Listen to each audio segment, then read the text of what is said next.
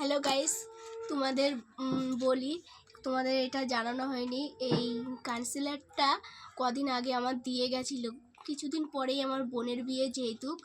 আর এই প্রোডাক্টটা ফ্লিপকার্ট থেকে আজকে দিয়ে গেছে। ফাউন্ডেশন আছে, দেখা যাক কেমন। আমি সঠিক সব কিছু আর কি ব্যবহার করি না, কিন্তু আজকে এটা দিয়ে গেছে, কেমন হবে আমি জানি না। তোমরা যদি বক্সের মধ্যেও আবার বক্স দিয়েছে।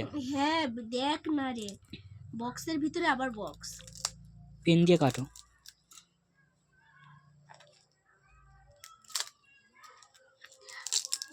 কারণ আগের বার ভাইয়ের যখন বিয়ে হয়েছিল তখন আমরা পার্লার বুক করেছিলাম, কিন্তু এখন আমার পার্লারে দীর্ঘদিন বসে মেকআপ করা একদমই যাবে না। কারণ যেহেতু আমার ছেলের পরীক্ষা দিয়ে, তাই আমার বোনের বিয়েতে যেতে হবে রাত্রে। তা অতক্ষণ বসে আমার মেকআপ করা অসম্ভব, তাই ভেবেছি এবারে বাড়িতেই মেকআপটা করে নেব।